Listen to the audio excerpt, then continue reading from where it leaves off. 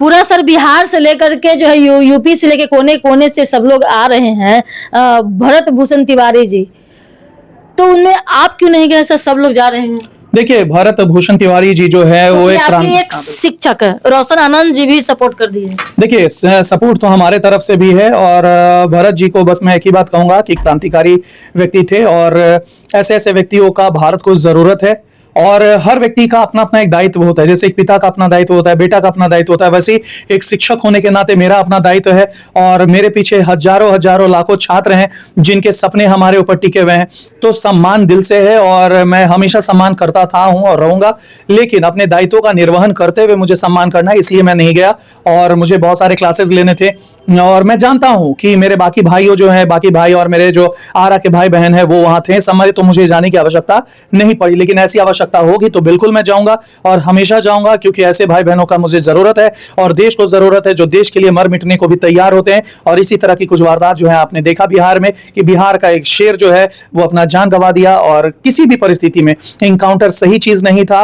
अगर आप कसाब जैसे व्यक्ति को अगर आप बैठा के बिरयानी खिला रहे हैं और उसको सही और गलत के परिभाषा के लिए समय दे रहे हैं, तो आपको इनको भी समय देना चाहिए था और सही गलत का न्याय प्रक्रिया होनी चाहिए। ये नहीं होना चाहिए कि कोई जो अपराधी है उसके साथ कुछ नहीं हो रहा है, बहुत दिनों से वो बचा फिर रहा है, और कुछ ऐसे व्यक्ति होते हैं जो हल्के से भी अन्याय में या फिर कुछ भी गलत अगर किए तो उसको तुरंत आप इनकाउंटर कर दीजिए। तो this is not good at all. तो ऐसे अवस्था में एक शिक्षक होने के नाते मैं बस इतना ही बात कहूंगा कि हर जगह मैं नहीं जा सकता हूं, मेरे अपने अपने दायित्व है। हर शिक्षकों का, हर व्यक्ति का अपना दायित्व होता है। हजारों लाखों छात्र हमारे पीछे हैं, खड़े हैं, जो हर दिन उसके माँ बाप जो है किसान है, कमा करके भेज रहे हैं कि पटना में मेरा बेटा बेटी है वो पढ़ेगा और मैं एक भी दिन जाऊंगा तो क्लास बंद करना पड़ेगा। तो ऐसी अवस्था में मैं सपोर्ट करता हूं, मैं तमाम भारतवासी का और बिहार के लोगों का जिनके दिल में भरत तिवारी है और क्रांतिकारी जो ज्वाला है वो पनप रहा है, तो मैं सभी को सम्मान करता हूं। कुछ समाज का ये कहना है कि फूलन देवी जब हथियार उठाई थी तो डाकू बन गई, अशोक महतो जब हथियार उठाए थे तो अपराधी बन गए, और जब भरत भूषण तिवारी जब हथियार उठाए तो शहीद हो गए, क्रांतिकारी हो गए।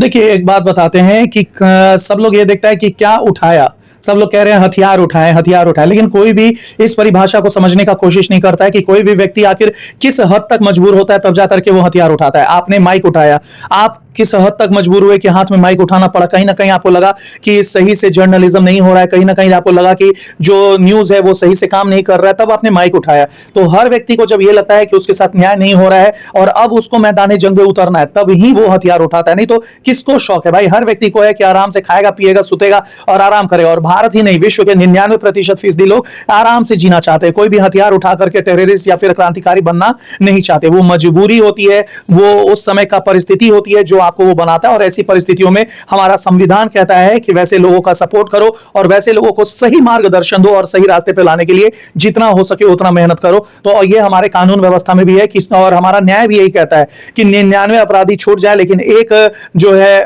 निर्दोष व्यक्ति को सजा नहीं मिलना चाहिए। और ऐसे अवस्था में निर्दोष है या अपराधी है वो तो न्यायाधीश तय करते हैं ना। आप उसको पकड़ते, उसको लेके जाते, न्याय प्रक्रिया होती है, आप उस छानबीन करते कि हथियार आया तो आया कहां, कौन गिरोह है जो हथियार बेचता है, क्या किसी ने माइंड वॉश किया था या फिर क्या कौन हथियार उसको दिया। तो हर चीज का पहलू होता है, लेकिन किसी भी प्रोटोकॉल को फॉलो नहीं किया गया और वहां इनकाउंटर किया गया जो निंदनीय है और मैं इसकी निंदा करता हूं और एक शिक्षक होने के नाते मैं उनके साथ हूं।